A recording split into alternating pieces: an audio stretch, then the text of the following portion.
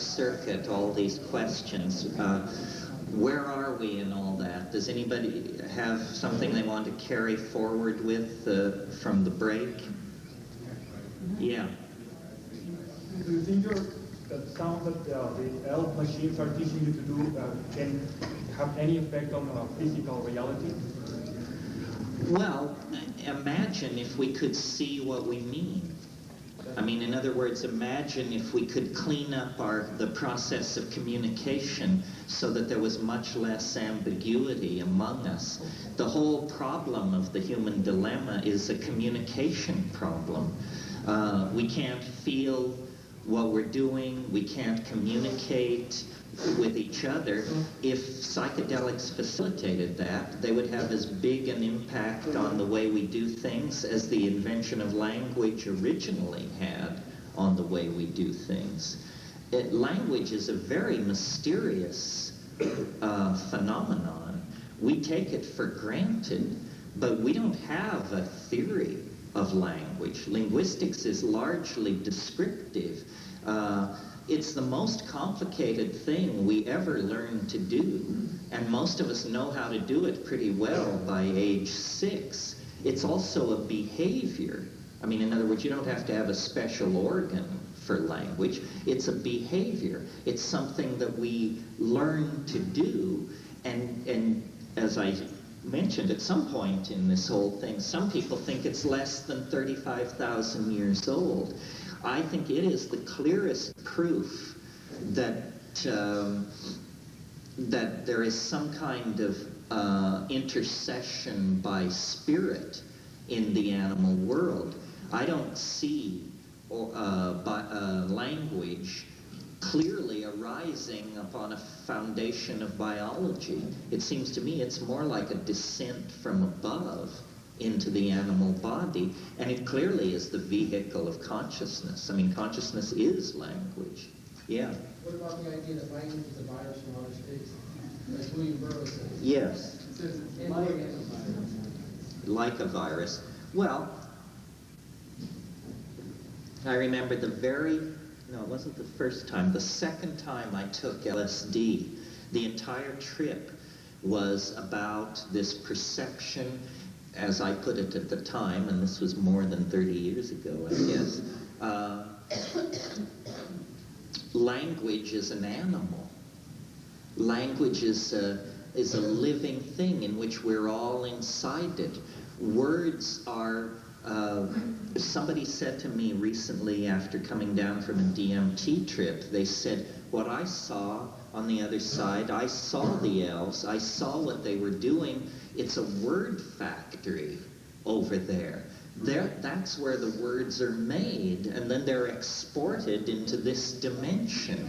And essentially, you know, we're consumers of words sold by elfin traders from hyperspace, and they're selling us words as fast as we can consume them. There is something very, very mysterious and powerful and psychedelic about language. I mean, language is thought.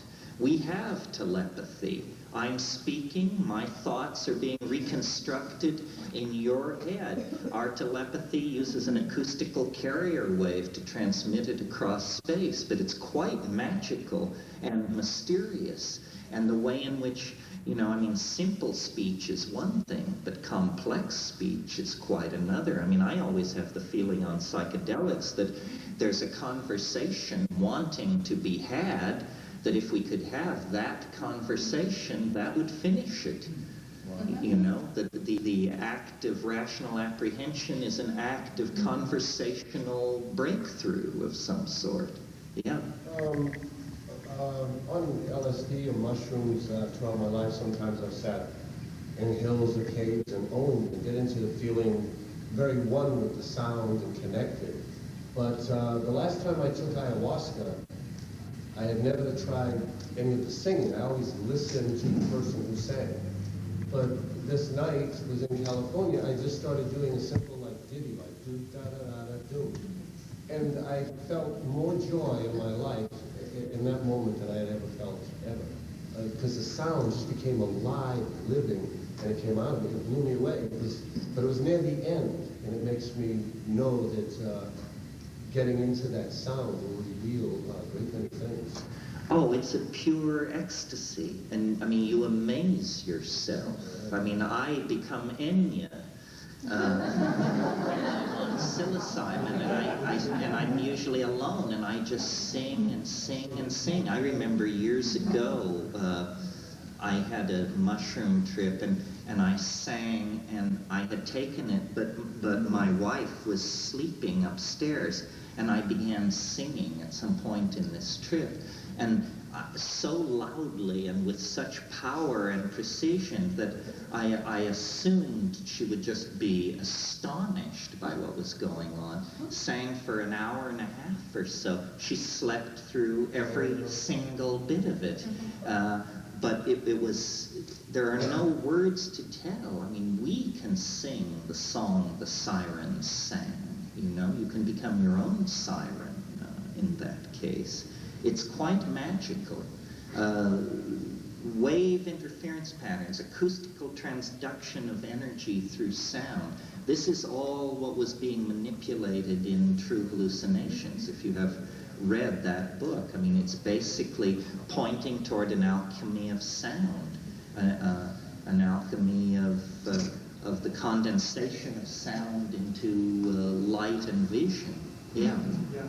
I wonder how close your experience is to that of the Kabbalists and the mantra yoga teachers. They say that every sound is a live entity, and if you just know how to command them or call them or interwave them, then you can transform reality like right away. Do you think that you're getting in that direction? Yeah, well, it's interesting you mention that. In both Hebrew mysticism and in Mantra Yoga, there is this doctrine not only of sound but of the letters, this mysterious nature of the letters. I mean, what are letters? They are signifiers of sound. And what is sound? Vibration. Well, you know, it's claimed that there are yogins that can ignite fires with chants and this sort of thing. I have no problem believing all of this. I mean, I think that this is an area where science has been somewhat remiss, and that we need to go back through and look at all this. They use now in pharmacology, acoustical driving of chemical reactions is a whole sub-study of chemistry. Photonically, what am I trying to say here? Audially synergized chemical reactions. I mean, sound is a way of moving energy around, and it's also a way of moving energy into the body, because the surface of the body doesn't really present a significant barrier to sound. So it's a very non-invasive way.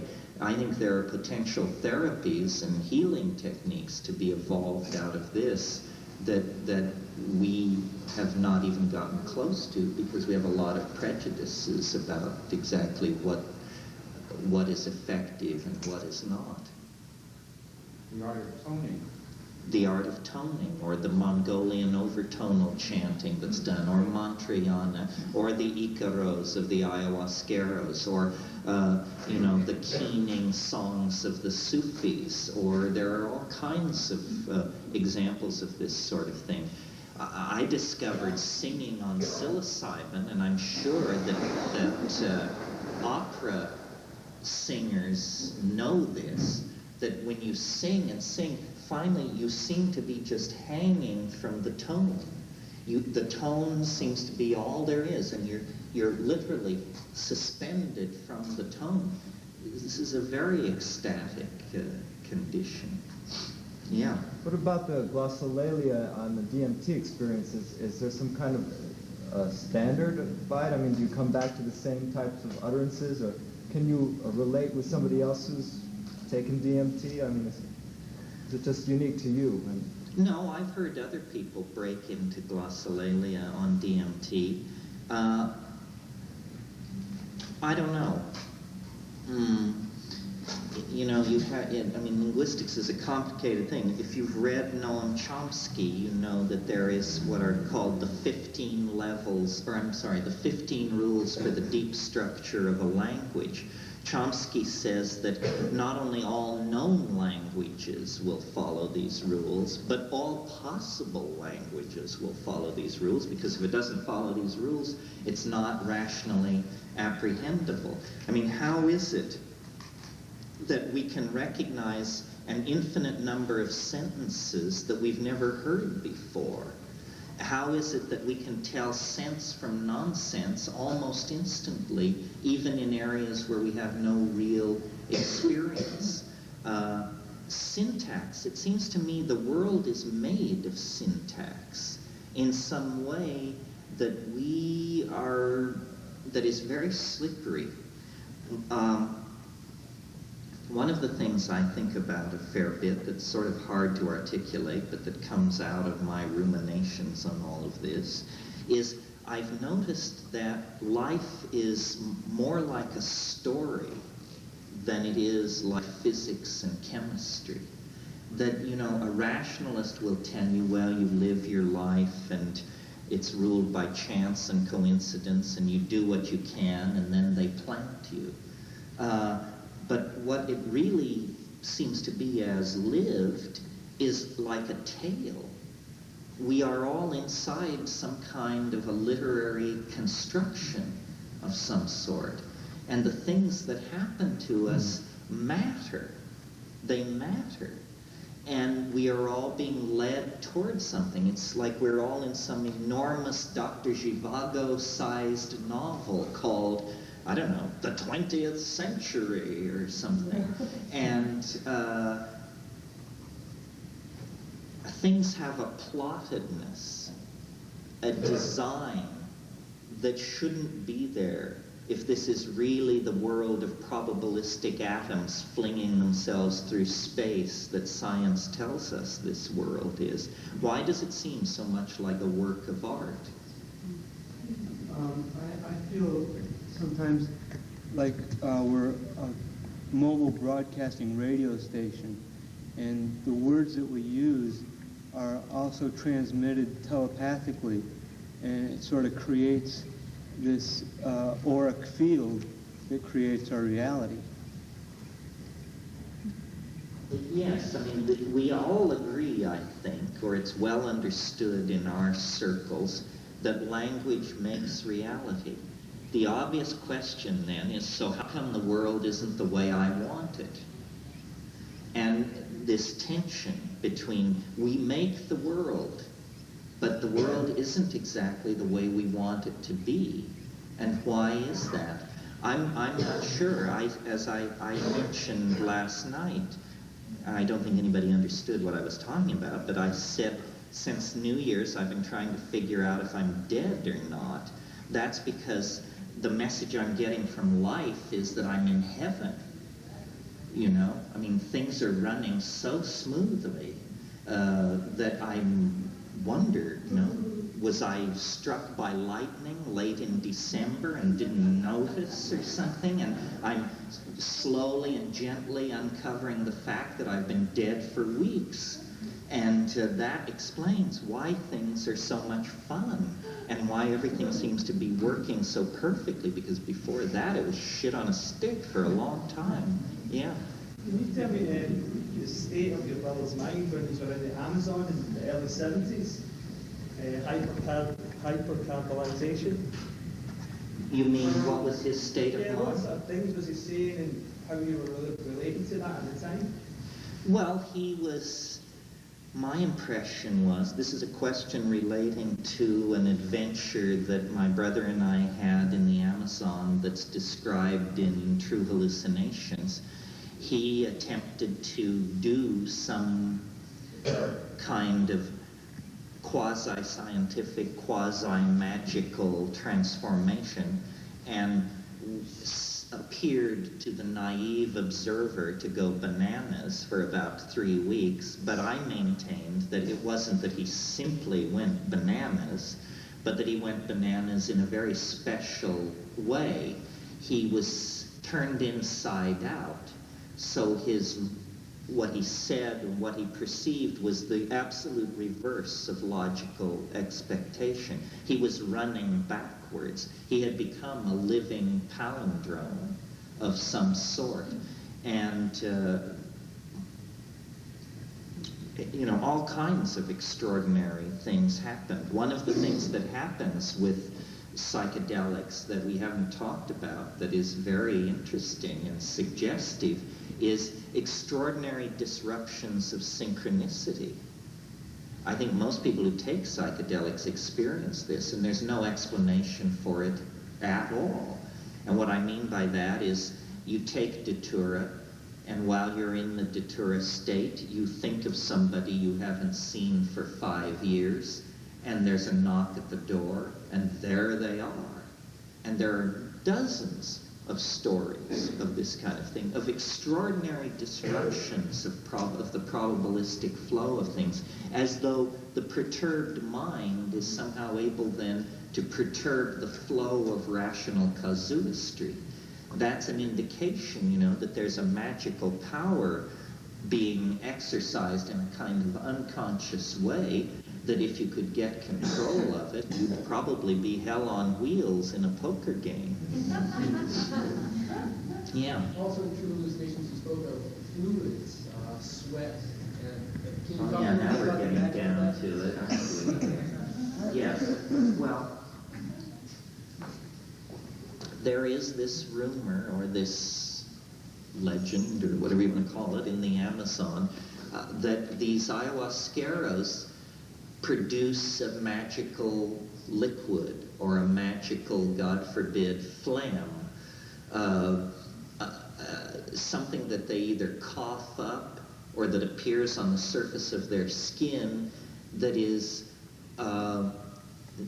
not strictly matter and not strictly mind, but a kind of alchemical dispensation from the limitations of both, something which is both matter and mind, and that this transdimensional, translinguistic goo is the glue of Amazonian magic, and that, you know, when you spit it into a bowl and spread it out, you can see the past and the future in this stuff.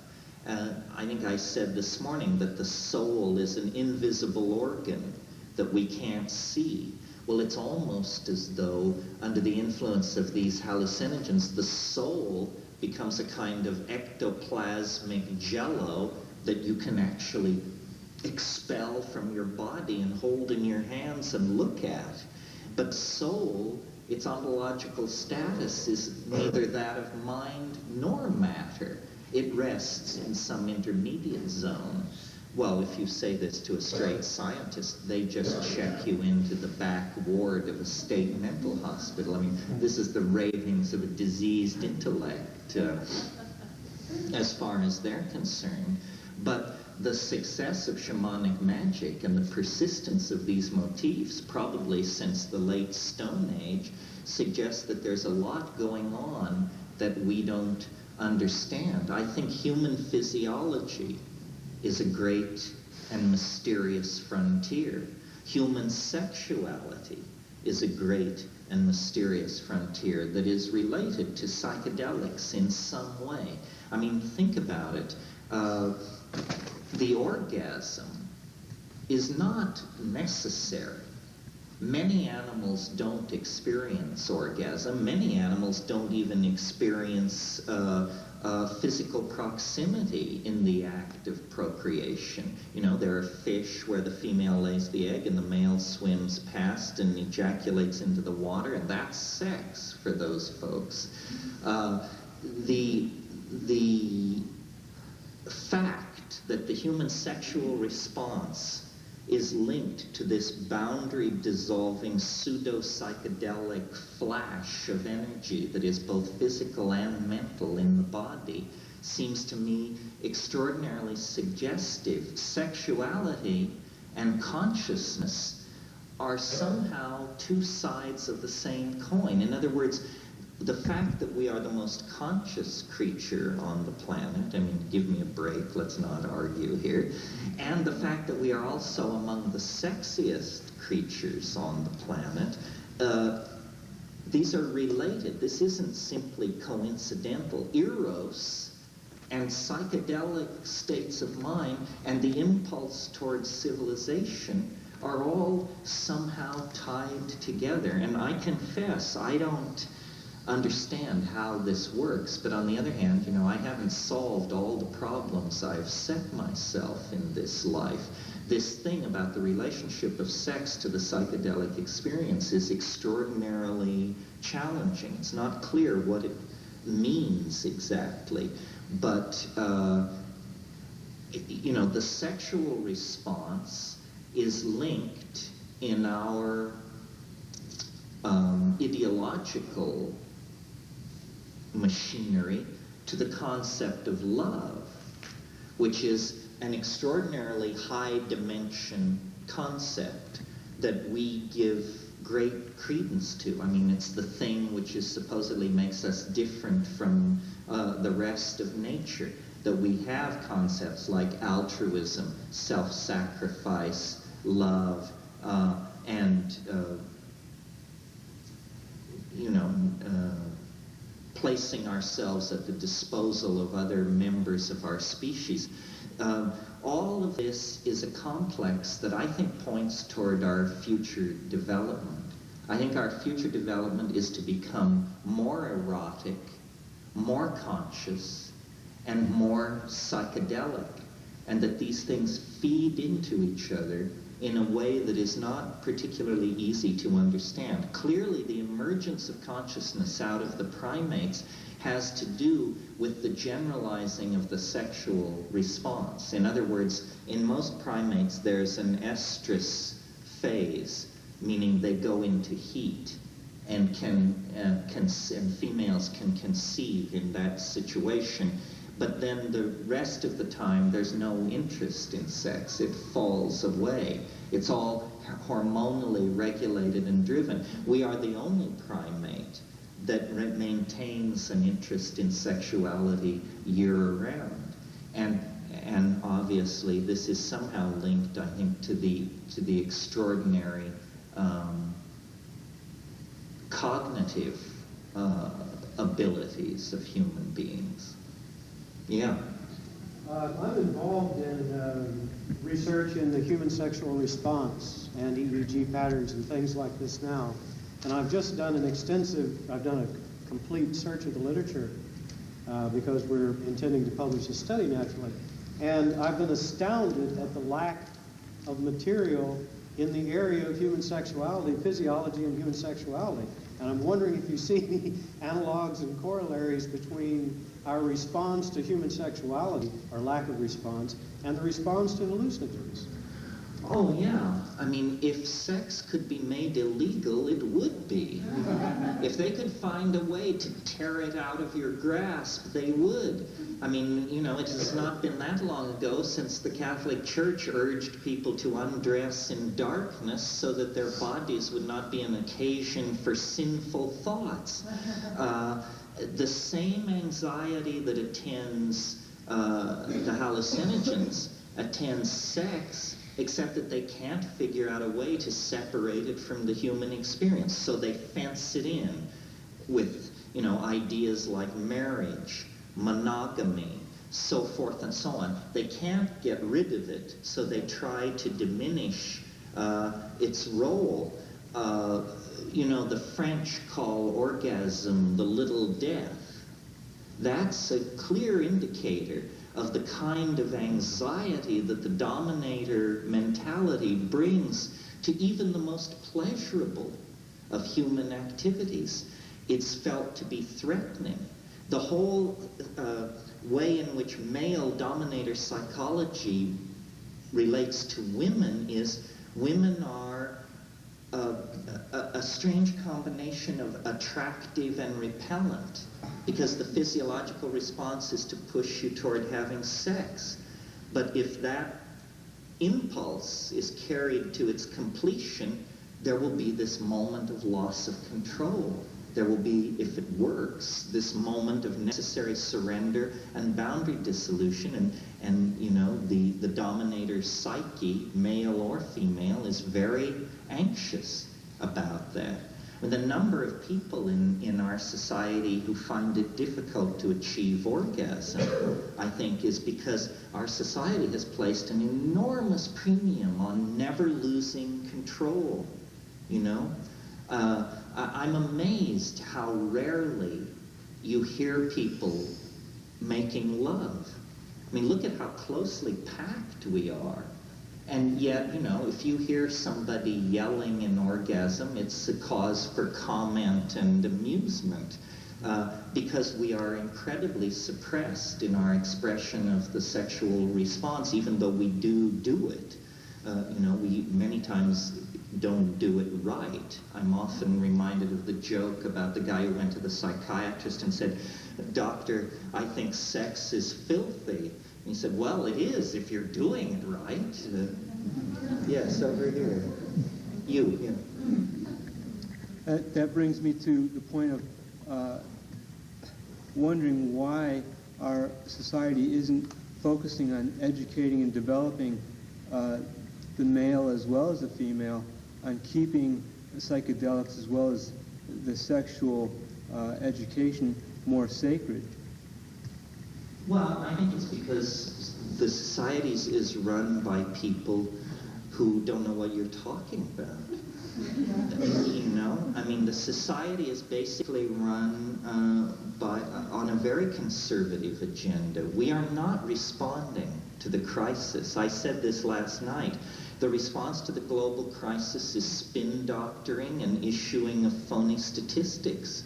Everybody knows that we are destroying the planet, and yet, you know, all this running around honking about free trade. What do people think free trade is other than the right to peddle junk everywhere? That's what free trade is. Free trade is the right to bring CNN to Turkmenistan. Free trade is the right to sell Hondas in Swaziland. It's a complete cultural leveling. And yet, to take a position against free trade is thought to be terribly recidivist and unenlightened. I think trade should be as difficult as possible. I think it should be very, very hard to move objects across borders, and there should be a de-emphasis on the manufacturing and fabricating of synthetic objects. One of the, I mean, when you look at capitalism, there are only two things you can do with it. You can either junk it as toxic, fatal, and anti-human, or the products of capitalism must become virtual. If products were made of light rather than matter, it might be possible to save capitalism. But as long as capitalism is the dealing of physical objects, it's a knife poised at the heart of the earth. And the situation is getting worse because through the spread of a drug, television, we have now raised middle-class expectations in the hearts of millions and millions and millions of people in the cities of Asia and Africa. People are watching Dynasty and all this, and they want it. And what do you say to them? You who have it, you say you can't have it? It's impossible. So I think that the whole struggle between capitalism and communism was a shell game and a sham. And that the real struggle ideologically is between capitalism and ecological values, values that want to preserve the earth. There are two kinds of people, those who don't give a fig for saving the earth, and those who want to save the earth. Now, the people who want to destroy the earth, they have the armies, the engines of propaganda, they own the corporations, the stock, everything. You would think it would be no contest, that they're just going to win. The only fly in the ointment is, if they win, everybody dies. And they know that. They know that. I mean, you think you're concerned about the earth. Imagine if you had the illusion that you owned the damn thing. you would be. And in the boardrooms of these Fortune 500 corporations, that's the illusion. They think it's their planet. And when they look at the state of their planet, their investment, it's falling to pieces. It's running down. It's being used up. I don't know if we can put the brakes on fast enough to halt this process or not, but that is the dilemma of the age. We are practicing a suicidal cultural style. It's ruining our future, the quality of our environment. Everything is being destroyed by the toxic practice of this cultural style, and yet the message is not being heard. Maybe it will be heard, but at the moment, there's a great gap between the real state of the planet and the responses that are being put in place. I mean, we don't hear, as I said, you know, I hate to keep harping on this, but the single fact that the Catholic Church is not cooperating in the limiting of global population, this is a crime against humanity. Nobody is immune from being held responsible for crimes against humanity. Do you think you have to be a Nazi to be guilty? Anybody who commits crimes against humanity is as guilty as the Nazis were. And to tell people in these enormously swollen third world cities that their eternal soul is in jeopardy if they limit their family size is a historical crime of obscene proportions. And yet, if one were to suggest that this be halted, let alone that the people who propagate this policy be held to account, you would be thought to be a street corner nut of some sort. Why does that seem so improbable to us? Yeah. That seems very improbable to me completely, that 1% of the people that are running the planet and screwing it up, say, the greed heads and the power heads, can actually sway 90+% of the people that are probably asleep and aren't educated, and maybe several percent of us understand that something very strange is going on. My question is, what do you do about it? You can't butt your head against the wall terribly to try to dislodge these people, but if you can't stand it morally, there's like a major pickle going on here. I think the only thing you can do is get straight with the people around you and talk about it. And the other thing is, we don't have to be polite. We don't have to be polite. I remember at Berkeley in the 60s, the first time, I mean, I was a wide-eyed freshman, and I took a big survey course in anthropology that had people of all, you know, freshmen, sophomore, juniors, and seniors in this class. And there we were, and this professor, some gray-bearded, great, hoary with wisdom, was holding forth, and somebody stood up and said, "Bullshit." And you could just hear a pin drop. And then somebody else stood up and said, "Yes, this is bullshit." And it's like the emperor's new clothes. The whole thing begins to unravel because so much BS is being slung. So, and you know, it's hard to know where to draw the line, but I think we need to be very, very critical of our institutions. I hate this whole Clinton thing because I don't like people who walk around assured that now the world is safe. At last, the 4-term governor of Arkansas has taken the helm. We need worry no more. Well, my God, do you know what you have to be the 4-term governor of Arkansas? What a blood-soaked gangster creep you have to be to ascend through that. Do you know what you would be like if you had been governor of Arkansas 4 terms? Can you even wrap your mind around the concept?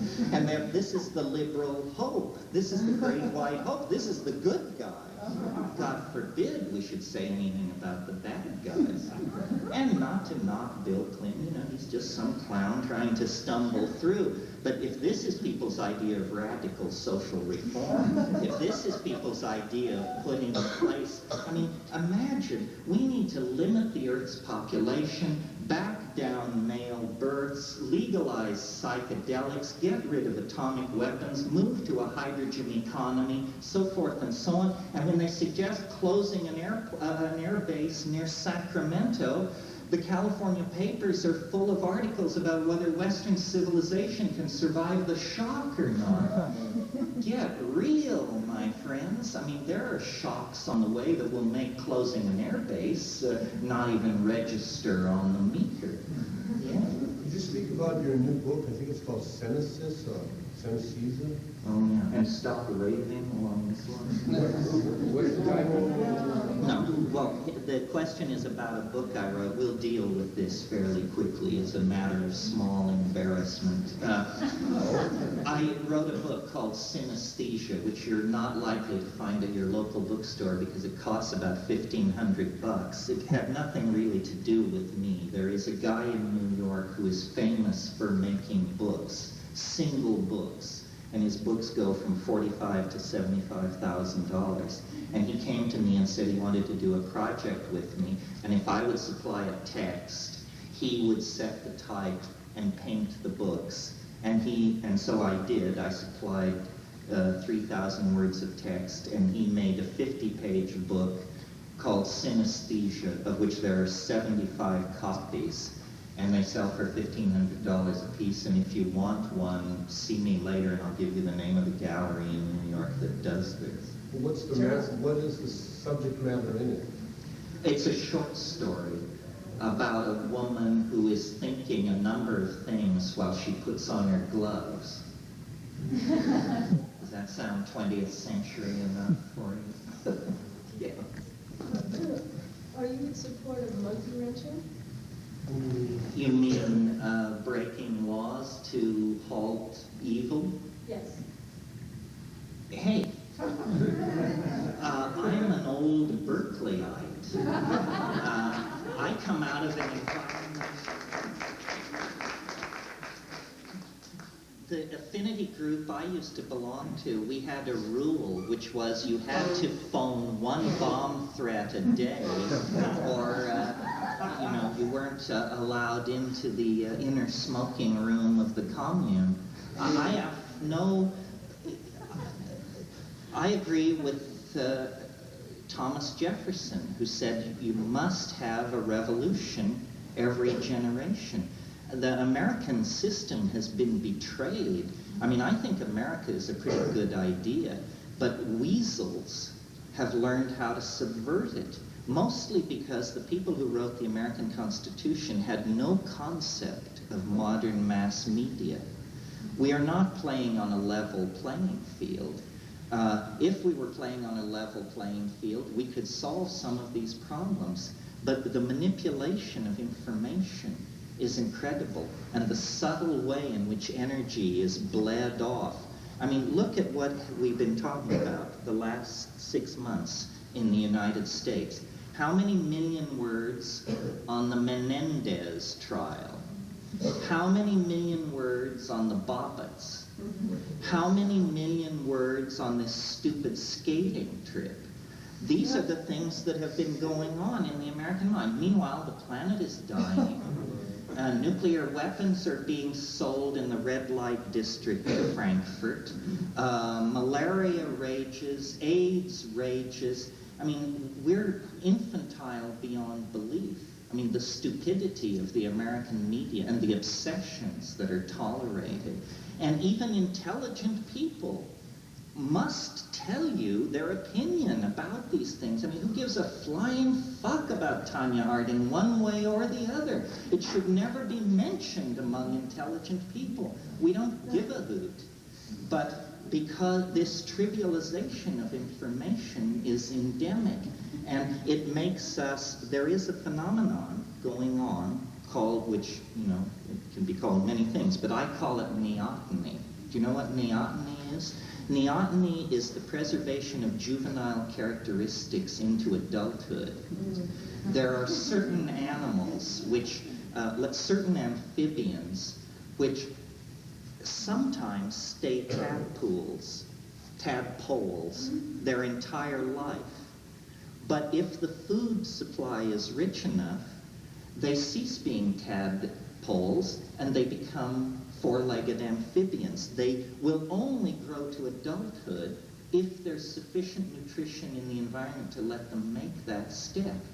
Well, we are in an environment, an informational environment of such poverty that we can't become adults. We're kept in a state of perpetual infantilism, worrying about skaters, child molesters, and all this other malarkey that doesn't amount to anything. While the people who are, don't give a hoot about the Menendez brothers are dealing the human race down the drain. And, television. We all know that the average television program is gauged to the 15-year-old mind, but what are the consequences of that? We're creating a population of people who are infantile and idiotic, and yet we call ourselves a democracy. You only have to study democracy 10 minutes. I mean, read John Stuart Mill to understand that the precondition for democracy is a sophisticated and educated citizenry. If you have one person, one vote, but no educated citizenry, then you have a mob being led by various icons and images manipulated by fascists. It's a very disturbing situation, yeah. I was wondering, would we be able to get a list of people, especially this weekend, to continue to network? Well, that's sort of up to the group. I encourage it. I mean, it is tricky, of course, because you have to protect yourself. But I think building affinity groups, building community is the only way. Gay people, when they came out of the closet, jobs were lost, relationships shattered, families broken up. Black people claiming their rights sent a shudder through the whole of American society. The problem is we're just too white and too chicken shit to know how to deal with the kind of repression that is coming down against us. We keep trying rational argument. You don't get it.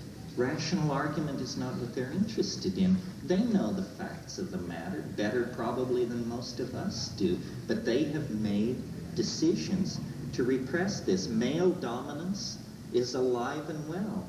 Capitalism, product fetishism, resource destruction, free tradeism, all this stuff is alive and well.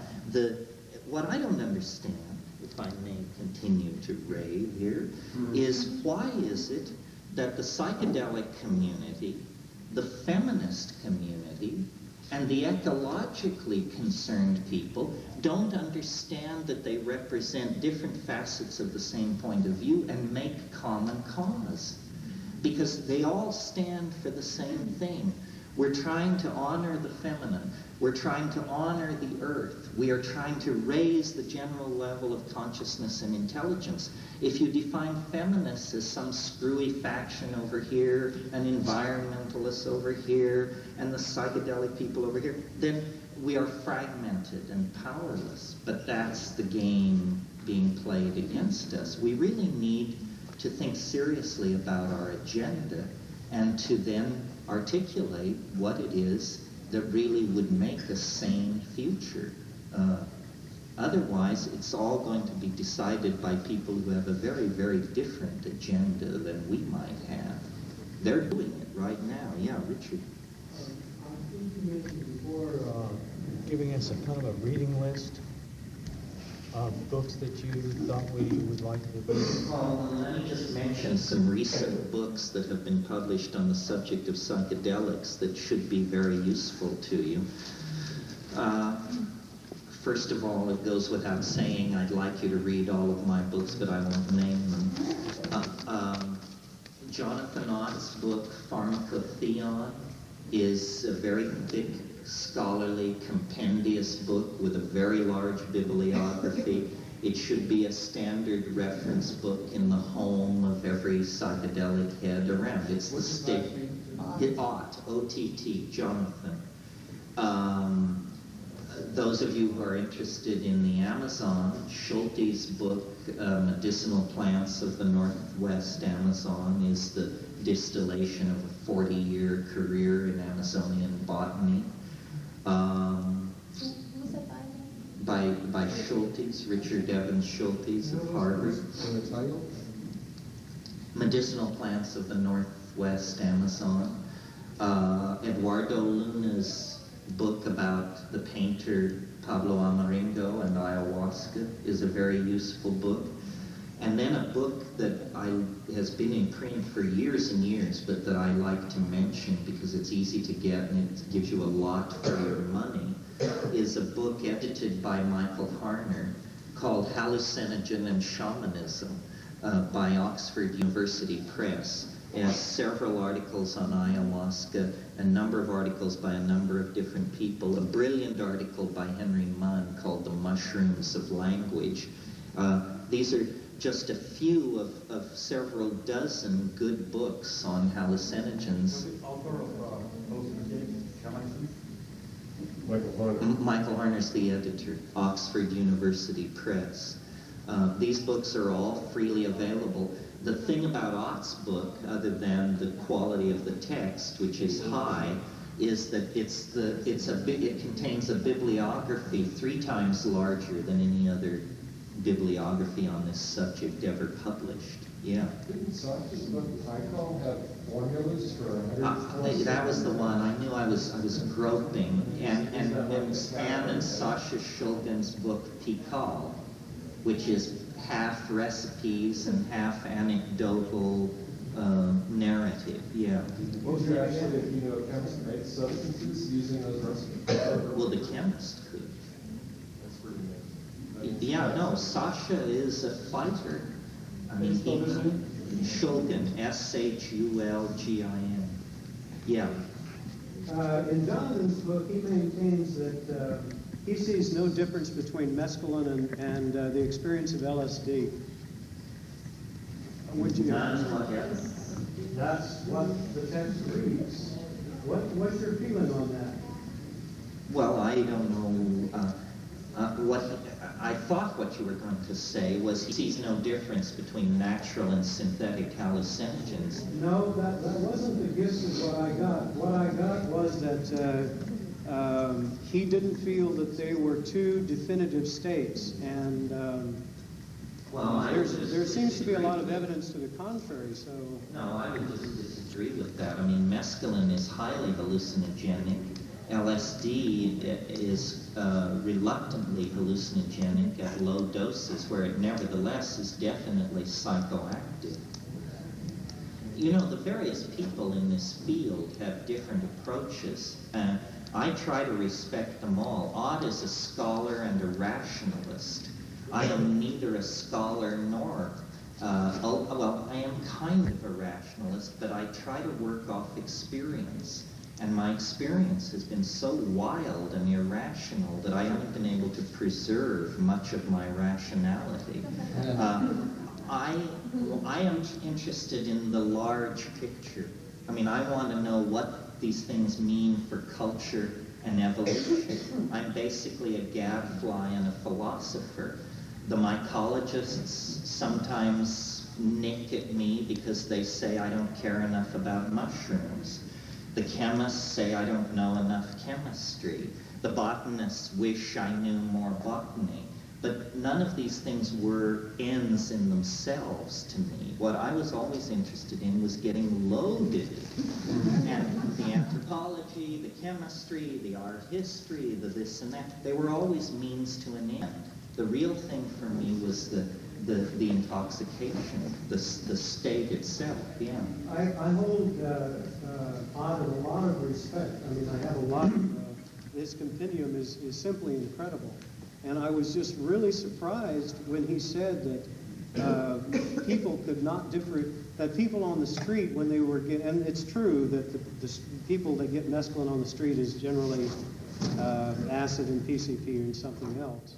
But he maintained that the experience, you couldn't differentiate between the experience and that, I mean, my personal experience with that is that there are profound differences between the two substances. Yeah, you'd have to take that up with him. You know, originally at Harvard, what was originally called the psychedelic experience was 150 gamma of LSD and 200 milligrams of mescaline. And that's a handful. That's a really good thing. But the mescaline, the LSD, the way I ended up using LSD was to inflate and color other drugs, other substances. I mean, I think mescaline with LSD is great.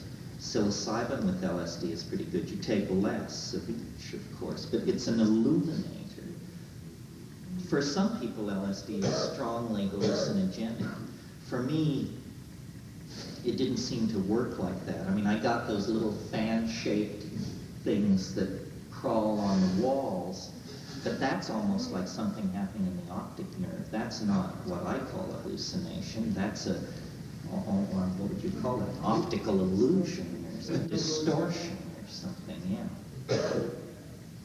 Yeah. Speaking of your experiences in true hallucinations near the end, in the Big Island, you were with Cat and you were doing regular doses of 5 grams dried, and you built up to some very high spaces, and then you had a profound experience there. And I was wondering if you could kind of clarify what that was with her, and have you felt that since then, or what do you feel about all that in this whole picture? Well, it's just it's an anecdote. It's a psychedelic anecdote. When I first moved out to the Big Island in '75, I didn't know anything about Hawaii. I'd never given it a thought. I was here because I needed a place with warm nighttime temperatures, because I was trying to grow mushrooms outside, and the choice was Louisiana or Hawaii. And I said, hey, that's not a hard choice to make. So we came to the Big Island, and strangely enough, neither of us knew how to drive. So I had a business partner at the time, and he loved the high life of Maui. So he would come every 2 weeks with 2 weeks worth of food and just leave us up on the mountain over there. Then he'd come over here to Lahaina and party for 2 weeks and then come back. And it was fine. We were in love, and we'd never been to Hawaii. And we started taking mushrooms. And we started taking them fairly often, like every 3 days. And after about 2 weeks of this, there came a trip one night when I was sitting in the dark talking to the mushroom, and it was showing me, I remember exactly what was going on. It was showing me this blue-green planet and saying, you know, this is within 10 light years of where you're standing right now. A planet with oceans and archipelagos, with ice caps and jungles, and uninhabited planet. And I just had this enormous surge of primate greed. It was just like, you know, I want it, we need it, what a place for human beings. And then I got into this discussion with it about, and I have a kind of Hasidic approach to the mushroom. I mean, I rave at it, it raves at me. We have long animated wrangles and conversations. And so it was talking about propulsion systems. And I was saying to it, look, why don't you just cut loose with the good? I'm the grower. You can't hold out on me. I was saying, you know, show me the ship. And it was saying, if I show you the ship, you'll understand how it works. And I said, that's all right. I'm the grower. You can't, you know, what are you doing? You can't fast shuffle me. Where are you without me? You'd be sitting in a turd in the Amazon if I hadn't brought you out. You know, don't hold back. So this was going back and forth, and about this time, my companion said, I'm feeling very hot. And so I said, well, we should walk outside. And so we were barely able to stand. And shoulder to shoulder, hanging onto each other, we step outside. those of you who know the Big Island, this was a house way up in the upper reaches of Hawaiian Ocean View Estates near South Point. So we step outside, and she faints. So I drag her to her feet and shake her, and she like comes out of it, and then she faints again. And she says, I'm really hot. And I'm like, you know, I'm the expert on psilocybin. And I'm like thinking, this is not supposed to be happening. This fits no profile that I'm familiar with. And I think about the phone 60 feet away inside the house. Who are you going to call? You know, it would take anybody hours to find us, and I'm going to get some Kona doctor who doesn't even know what psilocybin is, and I'm going to make a huge effort to get this guy here. It's on us now. We have to solve this problem here and now, and in a hurry. And she kept passing out. I could not keep her conscious, and finally she just passed out and laid there. And I sat down, and I was fighting panic. I was trying to hold on to the idea that this was not a crisis, but I had the overwhelming sense that she was just dying right there, right then. And at first I fought this perception because it was unthinkable. And then I like sort of came out of that and said, no, sober up. If she's dying, if you can't stop it, then at least make it, honor it, give it some space. So I was just like beginning to form this picture of me just holding her there until she died. And then I figured, you know, I'll sort this out later. But the main thing now is to let this person die with some measure of dignity. So I'm like that.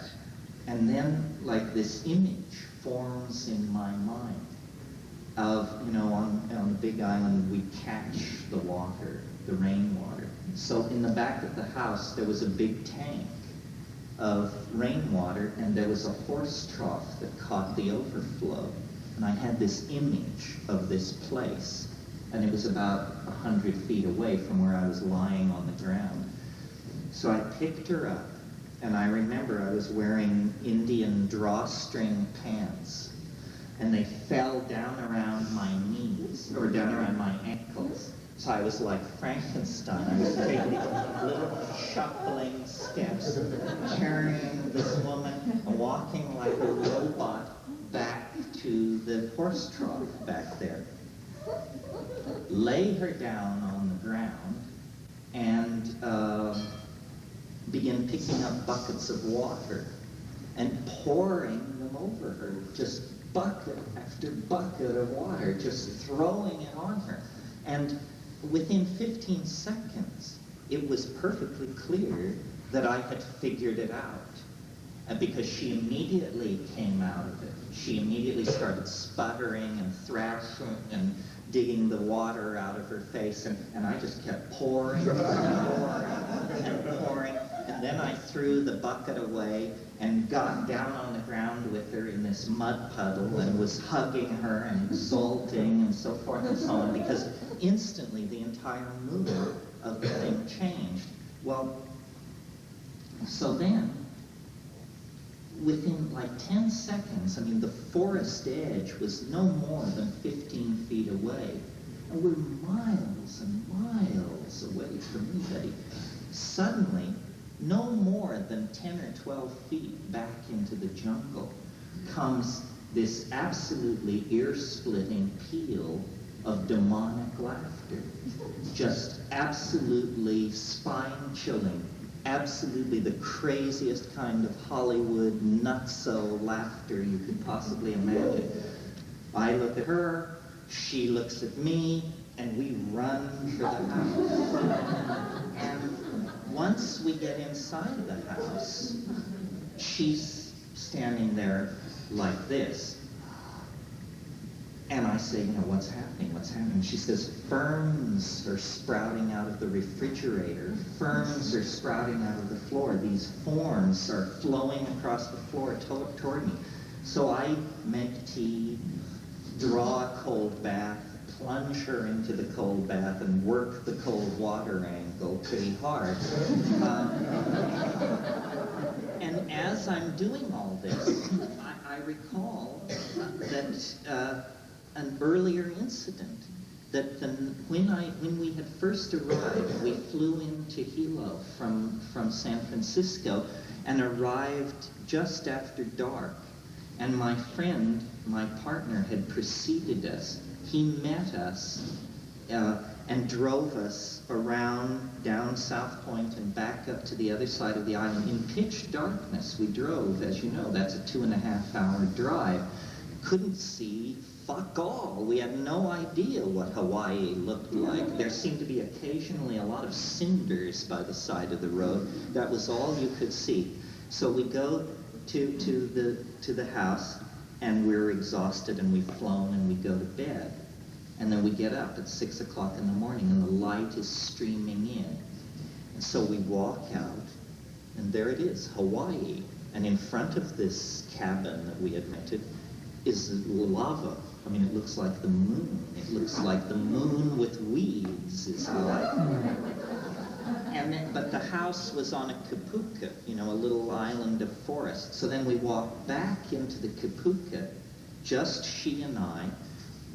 We have literally not been 5 minutes in forming our impressions of what Hawaii is about. We walk back into the kapuka, and there's this, and the sun is shining down through the ohia and the hapu, and then suddenly there's flute music. This amazing, eerie, piping flute music. And it goes on for like 3 minutes, then it stops. Then 30 seconds later, my partner has dragged himself out of bed, and he wanders back to where we are, and he said, "Wow, so what did you think?" I said, "Whoa, looks pretty good. Who's the neighbor who plays the flute?" He says, "What are you talking about?" I said, "Well, just a minute ago, somebody was playing the flute in the woods." He says, "This is impossible. There's nobody for miles." So I just said, "Right, whatever." But then I thought back to that incident, when we had this incident with the screaming laughter in the woods.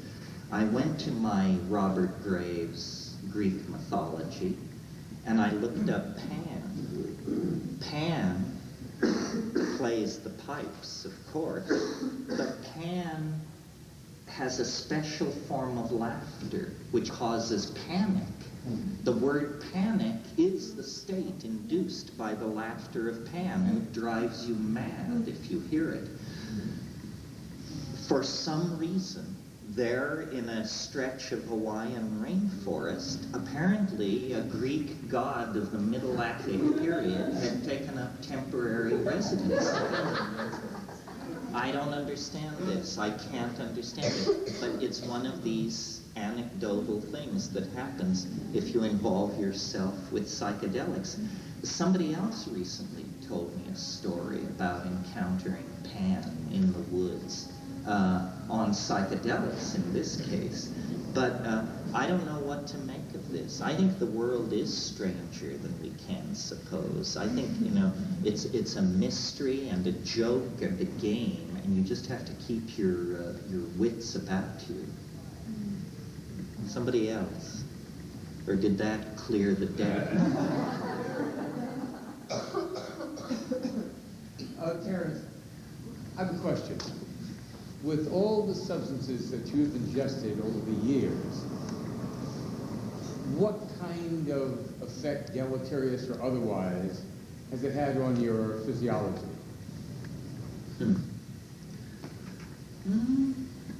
Well, you know, people say that potheads can't think straight. I don't know whether I think straight. I don't see that it's had any deleterious effect. My memory is selective, but I have an excellent memory for what I'm interested in. Historical facts, birth and death dates of painters, stuff like this doesn't give me any problem. I don't think these things are deleterious. I think when you see psychedelic casualties, What you're seeing usually are people who had problems in the first place, and then people mix and match too much. I'm quite a purist. I don't mix things, and I don't binge. I like take high doses, and then I think about it a long time. And I don't see that these things are deleterious at all. For your liver, your kidneys? I don't have any signs of liver or kidney deterioration. I haven't had the official tests. But I do think of psychedelic taking as a quasi-athletic ability. I mean, I go to the gym 3 days a week. I am not, to the horror of many people around me, my diet is not particularly ideologically driven.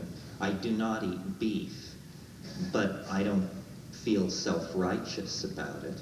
And I see dietary emphasis as a kind of spiritual materialism. I mean, there is something to it, but it can easily be taken too far.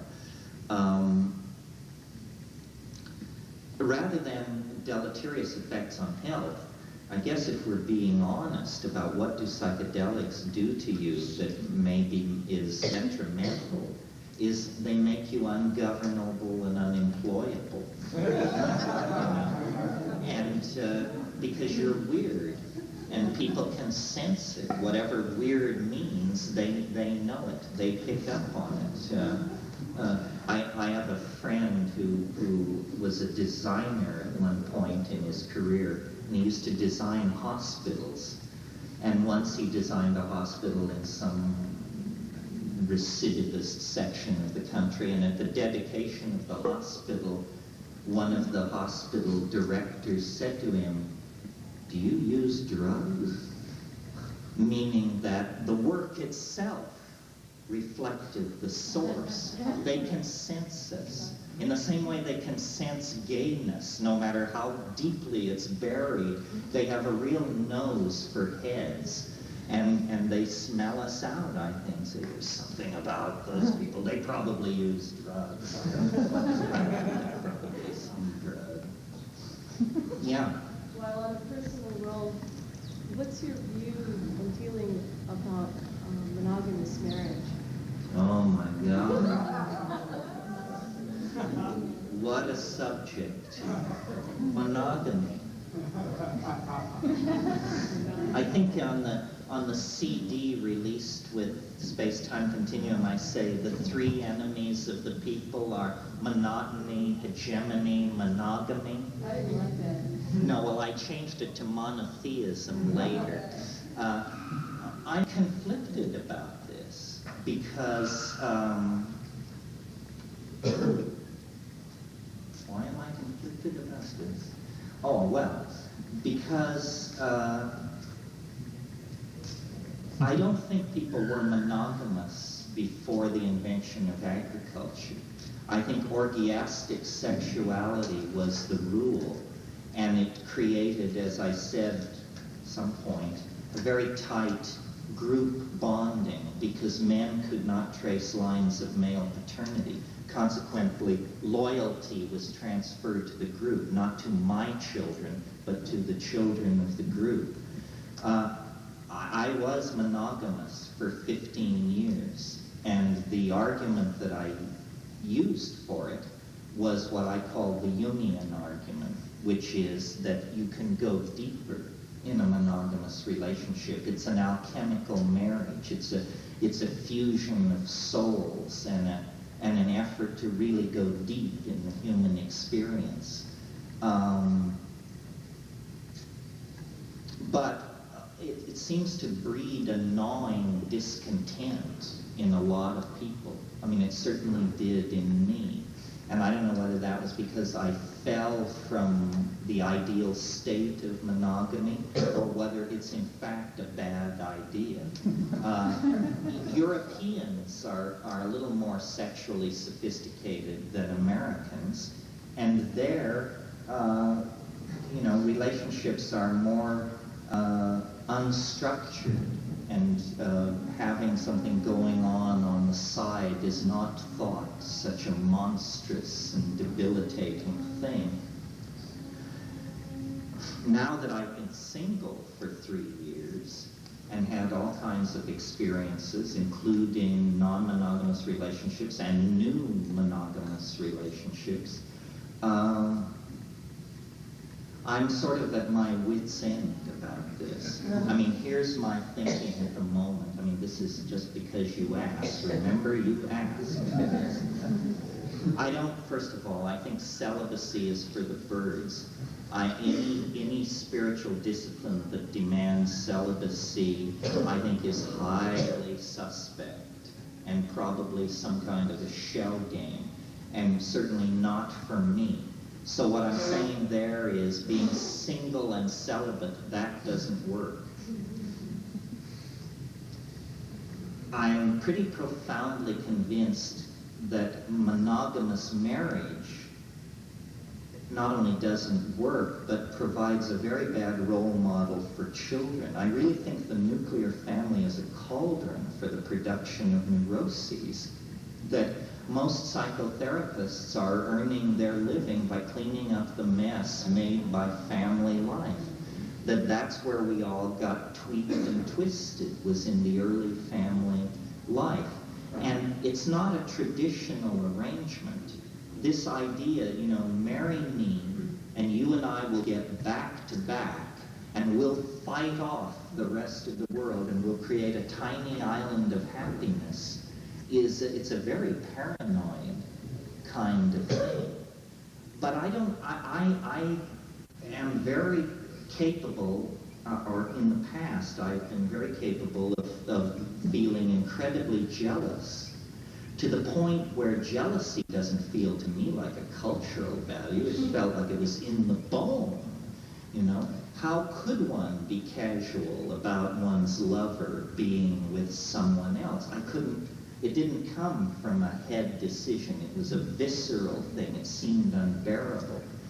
But now I tend to think that this is a neurotic response, and that the reason jealousy is so intense in monogamy is because one has no option. If you're monogamous and your partner destroys the monogamy, you're screwed. I mean, you have no fallback position whatsoever. You're just hung out to dry. You're profoundly rejected, and you have no recourse. So then I concluded monogamy doesn't sound right. Well, then we move on to the more exotic possibilities. The underground agenda pushed by fashion magazines and all the slimy weasels in the cosmetic industry and all that is ménage à trois. This is pushed as the advanced, experimental, far-out thing to be into. However, when you analyze it, it seems to me that it's an extension of male dominance fantasy, that it is in fact a sadomasochistic arrangement of some sort that caters to male dominant fantasies, to have two women and inevitably those two women would somehow fall into competition in the presence of one man, and this further exacerbates the potential for male dominance and so forth. So then let's just be good mathematicians here. If 1 to 2 doesn't do it, how about 1 to 3? Now this is interesting. I don't think a lot of guys sit around or lie around thinking how great it would be to be with 3 sexually rapacious women. That's a kind of heart-sinking thing to contemplate if you're actually honest, because you don't know if you're man enough, frankly, for that kind of a situation. And so that terror, that possibility strikes in the normal male is, I think, a good indicator that maybe we're getting close. The other thing about 3 to 1 arrangement is it's amoeboid. It's amorphous. It's very hard for anyone to control. something like that, because there are so many data points in the field, so many potential liaisons, so many potential deals that can be cut, that I think it's shifting, exciting, changing, unpredictable, like that. I have to tell you, I haven't tried this. I'm just a mathematician with a penchant for imagery. But it was thinking along these lines. I mean, I've been saying for a long time that one woman, one child made a huge amount of sense to me, and I gave you that argument. It's only recently occurred to me that the limiting of male births is also something to be considered, that there are too many men. It's an uncomfortable situation for men, and it's an uncomfortable situation for women, because femininity is suppressed in a sexual dynamism that is 50-50. Also, higher mammals rarely occur in a 50-50 sexual display. If we were elk, there would be many more females than males. And the well-known fragileness of male infants causes me to suspect that in the absence of male-dominator values and modern medical procedures, I'll bet the natural ratio of the sexes is closer to 2 to 1 than 1 to 1. And I think the relationship of women to bisexuality is very different from the relationship of men to bisexuality. So I can imagine a future world where the nuclear family is replaced by these quaternities.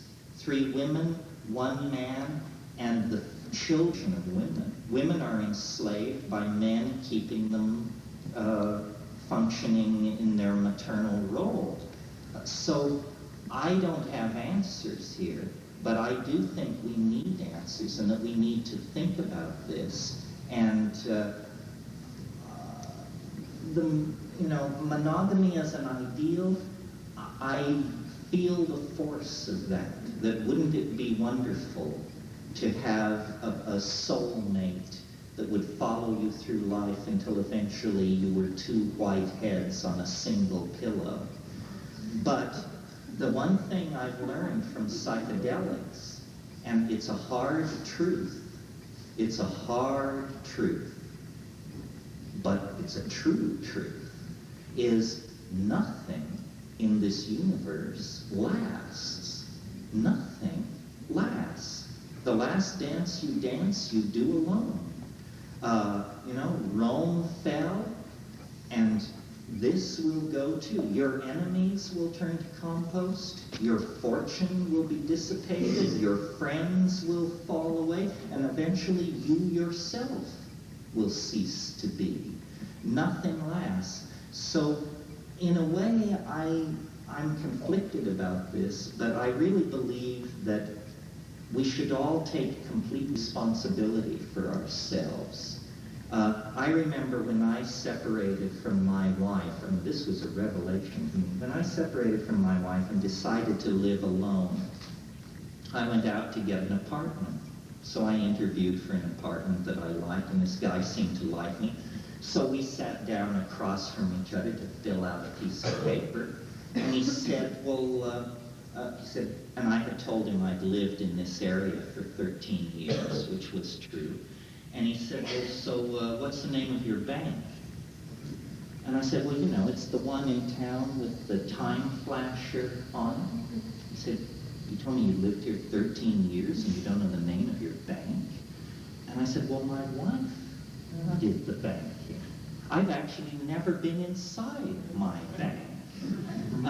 And then I realized, my God, I'm not capable of going to the store by myself. I'm completely infantilized. I allowed somebody else to take over so many of the ordinary functions of my life that I'm like a maladaptive person. I'm like a street person or something. So now, I do my automobile insurance, save my receipts, balance my checkbook, do all these things, and feel quite good about it. And I think everybody should take responsibility for themselves. I don't think all marriages are bad, but I think a huge number of people reach age 20, 21, 22, 23. They're sailing across the Golden Gate Bridge toward authentic adulthood, but suddenly there's this sign, last exit before adulthood. Get married to someone as lame as you are, and maybe the two of you can add up to one whole person and function in society. So I think it's a good exercise to take responsibility for yourself, but I do not have the answer to this man-woman thing. I don't think anybody does, you know.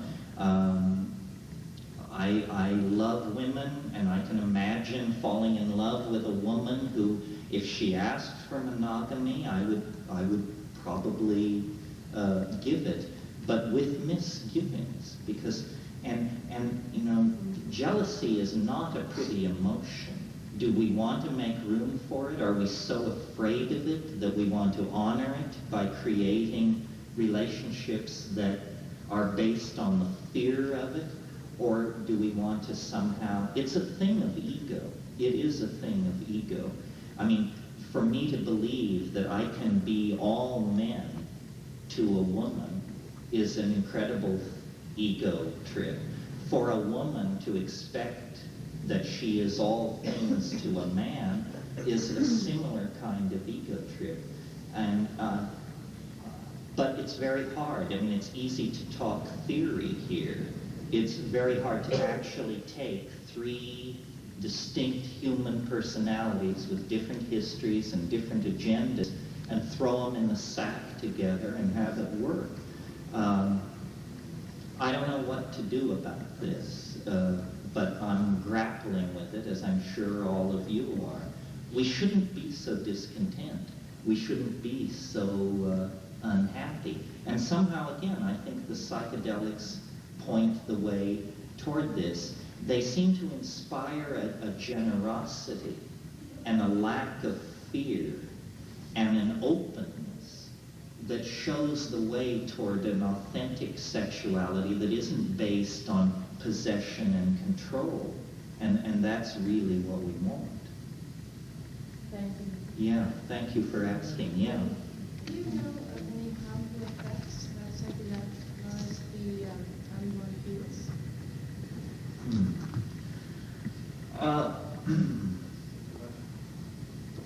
Not specifically, but I would be very gentle on the unborn fetus. Part of the problem when a question like that is asked is that these substances are illegal. Consequently, the kind of research that should have been done to answer that question has never been done. I've seen women in the Amazon smear their nipples with ayahuasca to nurse a 3-day-old child. On the other hand, you know, these things are neurotransmitters, and it is well known, I don't know if you know this, but it's well known among pharmacologists and physicians that children often metabolize drugs backwards. You know, if you have a hyperactive child, you give them Ritalin, but Ritalin in an adult is a stimulant, jacks you up. So I think as a general rule, one should avoid exposing the fetus to any kind of chemically exotic environment, especially in the first 8 weeks or so after conception, when so much cell division is going on. But that's just a cautionary and conservative position on my part. The actual amount of data is nil on this question. Yeah. What do you think of Don Juan and Carlos Castaneda? You mentioned it a bit. Oh, God. Well, I only have an opinion, you know, I just have an opinion. I've paid attention fairly closely. I read Richard DeMille's book, Carlos Castaneda, The Power and the Allegory. I read this new book called, I can't remember who wrote it, but it's called Carlos Castaneda, Academic Opportunism and the Psychedelic 60s. I have not heard what these women are saying that are going around. I understand it's something about balancing PowerPoints and doing something to the earth. It sounds like kind of standard New Age rhetoric.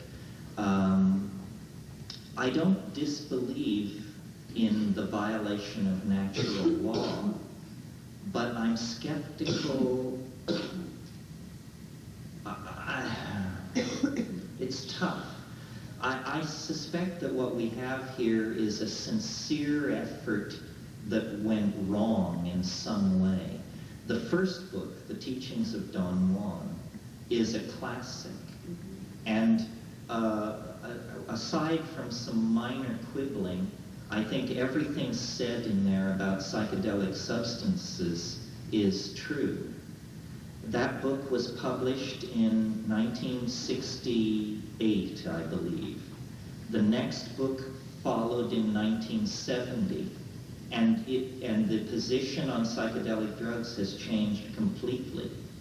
I really believe, and I know how it works because I'm in the biz, that he was told, you're on to a great thing here, but we are not editorially going to stand behind you if you insist that drugs are the way to do these things. And at that point, it swerved off into literature of some sort. There are a lot of odd things about those books. Internal inconsistencies, external inconsistencies, and, you know, I don't like dumping on other people's trip, but on the other hand, I'm just too much of a rationalist and too much of a detail person to be able to let that all slide. So I see it as the monomyth of our time. I can imagine, you know, if my ideas about the future are all wet, that in 400 years, people will be offering sacrifices to Don Juan, and a religion will be in place about this great teacher who rose and fell in the mid-20th century, and Carlos Castaneda is the Paul to Don Juan the Christ.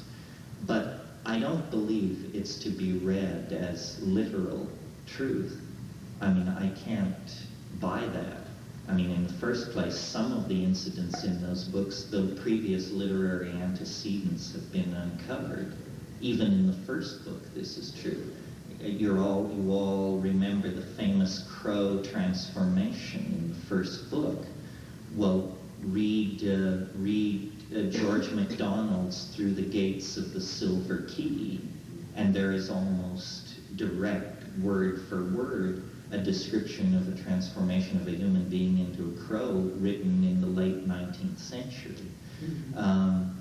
So I see it as a kind of apocryphal myth-making. And I know, you know, that may disappoint and appall you, but that's me. Yeah. To get back to your political position, you said that you thought that one of the mistakes of the 60s was confrontationalism, and that what you recommended instead was subversion and boring from within. Can you tell us what you mean by subversion and boring from within? Yeah, mainly what I mean is moving with stealth. Here's the thing that I think was so problematic about the 1960s. A single ambitious graduate student in biochemistry could produce 5 million hits of LSD in the local junior college laboratory if he had the keys and a long weekend. 5 million hits. This means that you are not trying to get your friends and yourself high. This means that you are trying to become the CEO of an international criminal enterprise capable of making millions and millions of dollars. And when you manufacture 5 million hits of a psychedelic drug, This is like whipping out a loaded gun and gesturing at the government with it. They're not amused by this kind of behavior. On the other hand, let's think of a psilocybin mushroom grower. If you're a psilocybin mushroom grower and you do nothing but grow, and you work like a dog for 6 months, you might be able to produce 10,000 hits of psilocybin. 10,000 hits, as opposed to 5 million hits. This is a micro-industry. It doesn't create vast criminal pyramids. If you have 10,000 hits of psilocybin that you have to get rid of over 6 months, you have a few connections and you sell it. If you have 5 million hits of something, you have to sell it at a very low price to a second level of middlemen who slightly raise the price, who sell it to a third level of middlemen, and finally it gets down to the street. In other words, you have to organize a criminal conspiracy of some sort. This alarms the government. The other thing is the government is very alarmed when people make money off drugs. Well, if you're a dedicated mushroom grower, you can support yourself and your family in a moderately middle-class style. But you're not going to be buying a Lexus. You won't be making a payment on an apartment in Saint-Tropez out of this. It's just a living. And when you think about the fact that, you know, these big ships that bring weed up off the coast of Florida, a guy with a fast speedboat, a guy who is a peon in that organization, they pay $250,000 per trip to the mothership. And if you have a good speedboat, you can make 3 trips a night. You can make $750,000 a night bringing weed off these motherships. And you're not a major player. You're a disposable peon way down in the structure of this criminal organization. So the money differential is incredible. That's why I think the plants are so exciting, and why I urge people to grow mushrooms. You can be assured of the purity. You can't produce so much that you're going to wreck your life and bring guys with flak jackets kicking down your front door. And it all proceeds in a much less hysterical fashion. The LSD thing was confrontational, and the people who were pushing it had a wild gleam in their eye. I mean, they wanted to pull down Western civilization in the next 18 months. Well, Western civilization wasn't interested in being pulled down, and showed that it had resources to fight that we could barely conceive of. So I think plants and stealth, and I love the slow spread of mushrooms, the slow spread of ayahuasca analogs. Ayahuasca is even harder to produce than mushrooms. I mean, to get together 500 hits of ayahuasca is an enormous industrial undertaking. So let's move so slowly that they hardly know we're there. And also, it's not necessary to present a phenomenon of dropping out. I mean, I think it's much better to take over. When you walk into these software labs in California, everybody has hair down to their ass. Everybody is a freak. It's perfectly out in front that the creativity that is the unique hallmark of the American civilization has for the past 30 years been sustained by psychedelic substances. When the Japanese want mahogany, they go to Java. When they want furniture, they go to Sweden. When they want brain power, they go to California. And it's psychedelic brain power that they export. So if we were to truly limit our access to psychedelics, that would probably be the final blow to our ability to function and participate in world markets. Because without our creativity, what are we, you know? Yeah. It just raised the question then about access to DMT. I mean, how do we get it? Well, and I mean, I guess there was the 5 million hits. I don't know if it's a different chemical process that, you know, is more difficult with DMT, but why isn't it happening? Well, I think what happens with DMT is that chemists who can make it make small batches. And consequently, unless you're their roommate or their girlfriend, it's all gone by the time you hear about it. In an ordinary laboratory, it's quite difficult to make more than 100 grams. That's only 4 ounces. To scale up to do industrial production of DMT, you need a small pharmaceutical factory. You need big stainless steel vats. You need complex temperature controls, so forth and so on. I think DMT will always be a thing spotty and in limited supply until it's legal, or if it becomes legal, and then it can just be produced. Yeah. George Carlin said that he thought that humans were created by Earth so that they could make plastics, that Earth itself couldn't make plastics. Well, that's a cheerful idea. How about this? Humans were invented by plants to move seeds around. That's a little more organic view of things. I mean, what is so good about plastic that the Earth would want to make it? It may be that what we do make are thinking machines, and that's a little scary. You know, Marshall McLuhan said a wonderful thing. He said, "We are the genitals of our technologies.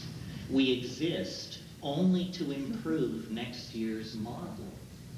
And that's a kind of scary thought. It took us millions of years to evolve to the point where we are. The rate at which our machines are evolving under the design process which we control is 1,000,000 times more rapid. I mean, look at the computer. UNIVAC is 1948. That's less than 50 years ago. The computer sitting behind me is 100 times more powerful than UNIVAC. If automobiles had developed at this rate, then they would go 10,000 miles an hour on a nickel's worth of gas twice around the world. So, it seems to me that silicone is where our technology is the part of us that is evolving. Our bodies have stayed pretty much the same for 100,000 years. Meanwhile, we've shed and replaced our technologies 500 times in that period, and are doing it ever faster. And years ago, they used to say machines can't think. Have you noticed how that rap has fallen out of the press? You don't hear it anymore. Now nobody's sure exactly what's possible. Parallel processing, chaos theory, cellular automata. The question is now so mathematically complex that no one's sure whether machines can think or not, because no one's exactly sure what thinking is in this time. And one scenario for our own salvation is that we will somehow be downloaded into circuitry, or that we will somehow become machines and therefore no longer need to make such intense demands upon the earth. But I don't exactly understand how that scenario is to be brought to completion. But people like Hans Moravec and Tibbet and these people, this is their vision, nanotechnology, machine replacement of subcellular organelles in human beings, a gradual replacement of human cellular material until your entire thing is spun gold, silicon, and iridium. And yet there was never a moment when you ceased to be yourself. These things are coming. I mean, we have many strategies and many options, and it's a hell of a mess that we find ourselves in, and many, many different things will be tried. The definition of humanness is up for grabs. We are not monkeys. We are not angels. What are we? Is man good?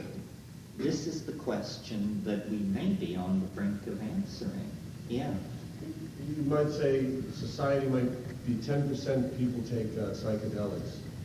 But how is that going to make the rest of the planet change? Just by the vibration of it? How is that going to cause the people in Nebraska and Iowa? Well, every social revolution is made with 10% or less of the population. Revolutions are not made by majorities. I think that the way you change society is by changing its language. We can't evolve into something we can't describe. Therefore, the first thing we have to do is describe where we want to go. And I see psychedelics as such a stimulation to creativity that this is how they make the change. You know, people say that the 60s had no consequence. The whole world we're living in is defined by the issues of the 60s. The whole New Age is essentially a flight from psychedelics, but an effort to nevertheless maintain the lessons and the insights of psychedelics. So I think that the critical 10% of society that does the planning, the inventing, the implementing, and the designing is the sector of society that is being impacted by psychedelics and that can make change. The domain in which these changes should take place is the domain of art. We need to change the world into art. So much of the design process is haphazard.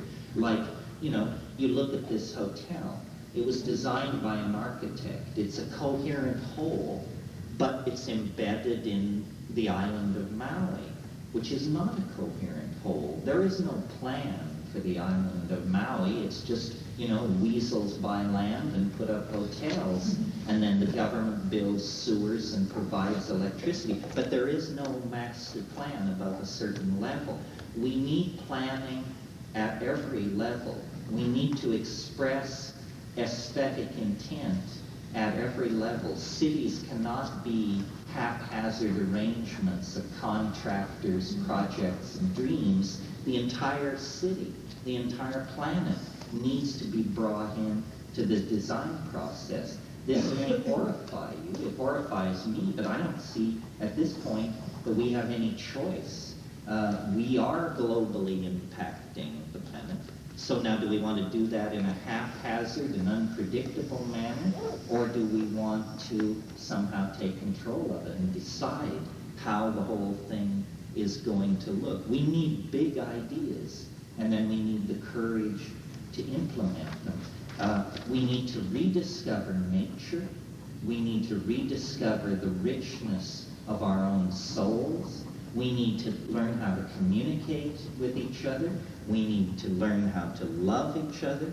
We need to learn how to appreciate differences. And we need to learn how to stretch ourselves toward the transcendental. The idea that society should be war, endless competition among individuals with the devil take the hindmost, we see the consequences of that. A ruined earth, unhappy people, and unhappy children.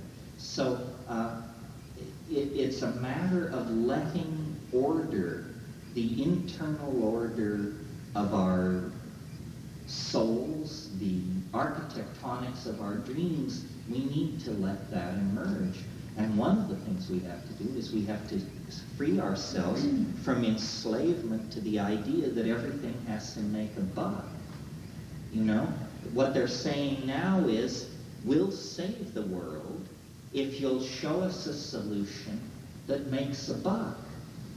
Well, it may be necessary to jettison the idea of making a buck out of the enterprise of saving the planet and just save the planet for its own sake. You know, that's the dilemma that we're looking at. Yeah. What is the difference between smoking or eating the mushrooms? Oh, smoking is not effective. They're too, the psilocybin is spread through them at only 0.05%. You really can't get enough smoking. If you had pure psilocybin, you could smoke it, and that's something worth shooting for. I've never done that. I've often wondered what that would be like. That might be, you know, the next rave. Smoking psilocybin would come on as fast as DMT, but it would be psilocybin. That's an interesting thing to pursue. Yeah. Well, you mentioned when you take mushrooms that you can smoke the bark of ayahuasca. How would you prepare the ayahuasca to smoke it? Oh, I would just shave the bark off and dry it in the sun, and then grind it in some kind of a rough grinder and roll it into a bomb. That would be the thing to do. It's a very sweet, incense-tasting smoke. It's quite commercially viable. I mean, it's a pleasant thing to smoke Banisteriopsis coffee. Yeah. I was just going to ask, she was saying ayahuasca, I was thinking you mean psychotropic. Well, the word ayahuasca is used to both refer to the plant Banisteriopsis coffee and to the prepared combinatory beverage with the Psychotria viridis in it. Both are called ayahuasca, and you have to, by context, tell what is meant. Yeah. Last night you spoke of like claims of consciousness, and I'm wondering what you consider indicators. I know you're not interested in talking about rules of living because you think other people, they do that. And then like, I don't know, it seems that you think that is like spiritual materialism a lot. So I'm wondering what do you consider indicators for? Of higher consciousness? Well, intellectual honesty is a good indicator of higher consciousness.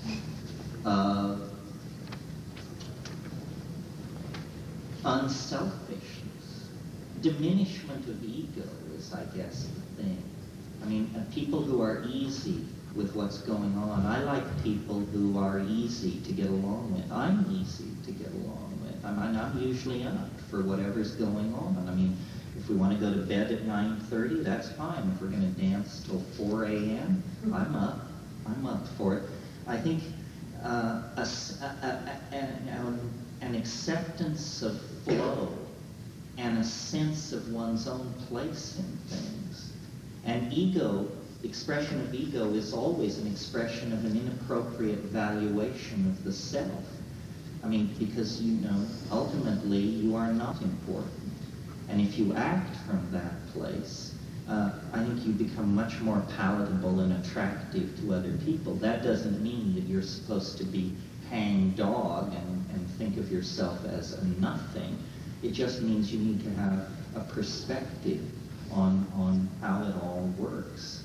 So, you know, an ability to get along with other people, to be gentle in most situations, and to pass in most situations is a sign of higher consciousness. I think you should always be, you know, the welcome addition to any scene is the person of higher consciousness. Ideological grandstanding, dogmatism, domination, these are definitely signs of lower consciousness, even if they are in the service of some very high set of ideals. I mean, for instance, I've known Tibetan lamas who you know, were absolute jerks, and yet they were clearly in the service of a very high philosophical position. But don't forget, it's entirely possible to know where it's at and not be there. You know, it's easy, in fact, to know where it's at. The trick is to be there. Well, where we're at is at the end of today's session. Thank you.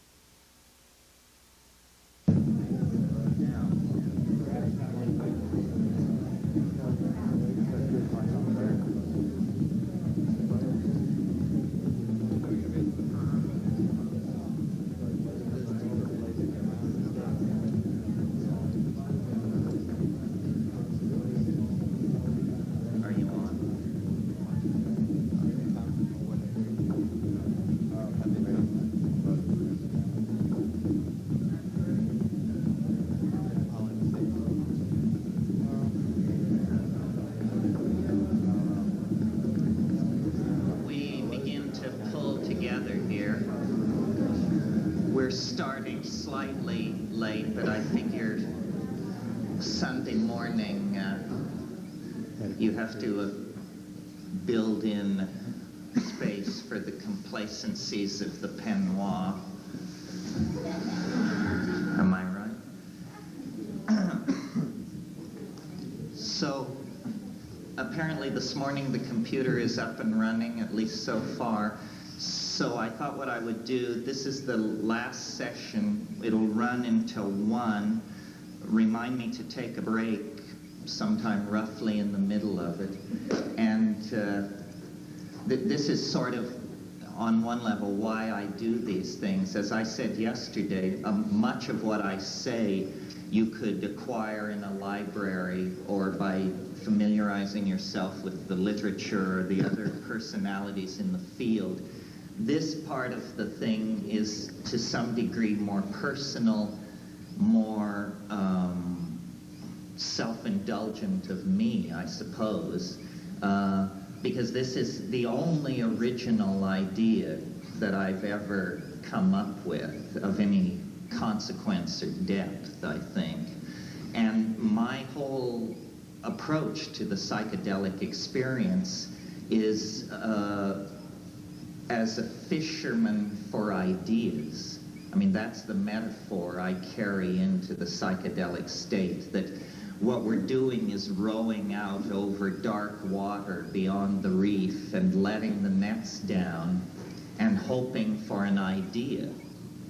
And hopefully it's not an idea so huge that it leaves the nets rent to shreds. And hopefully it's not so trivial that, like minnows, it just passes through. You want a medium-sized idea that you can take back to the community and that will be food in some sense.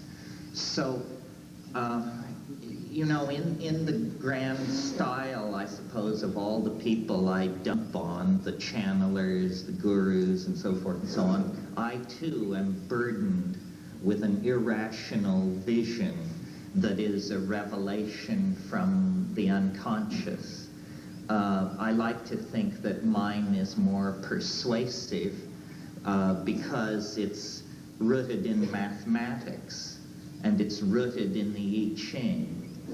So I'll just talk about this for a while and then we'll lead into it and then I'll demonstrate the software and then we can either talk about it or if you find it uninteresting we can get back to the surface and square away your issues in some of these other areas. I regard myself, as I've said over and over in these lectures, as a fairly lumpen person, rational, requiring drugs to access these dimensions, not lightly poised on the edge of the other.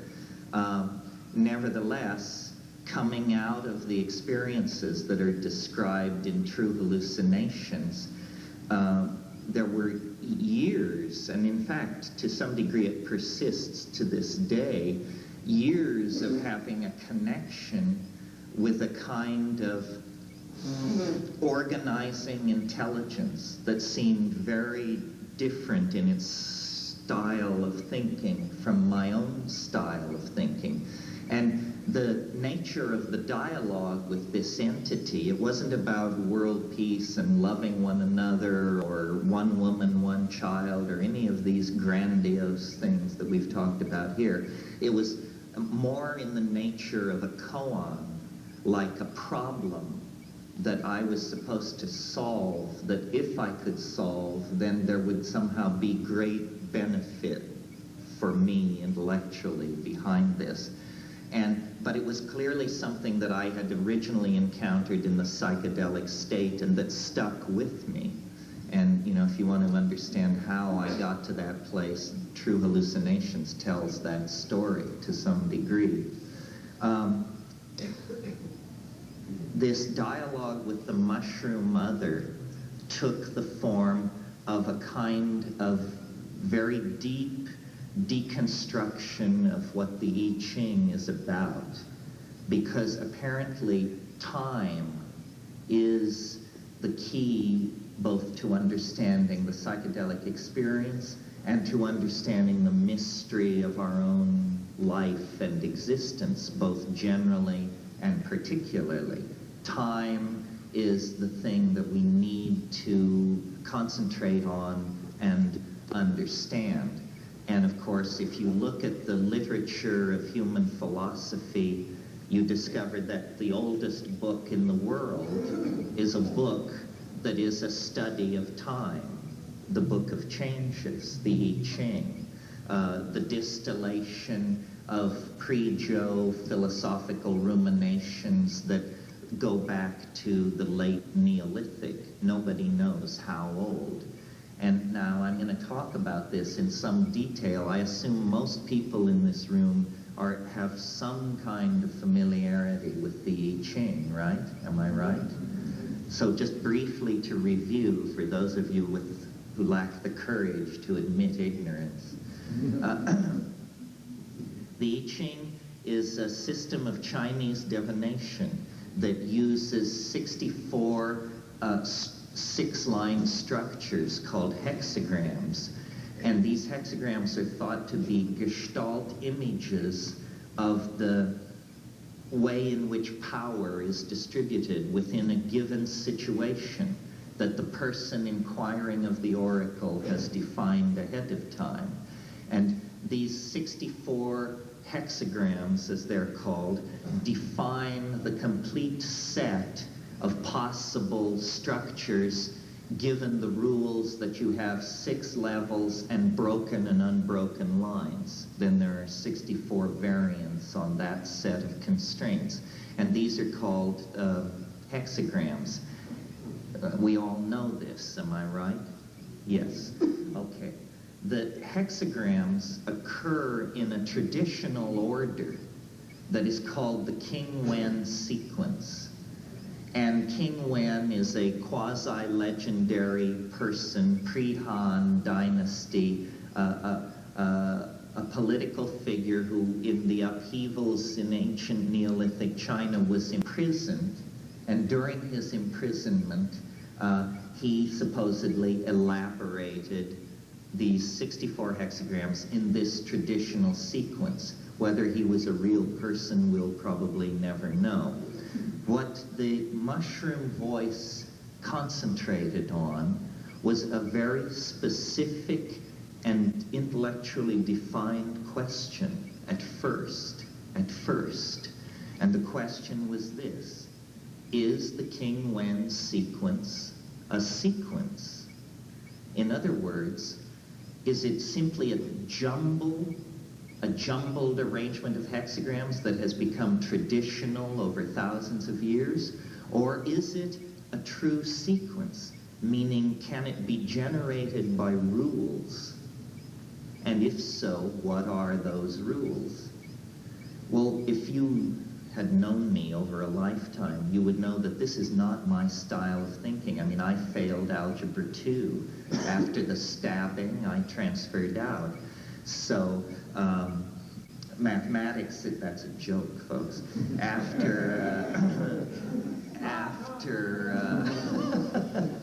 After quadratic equations, I bailed.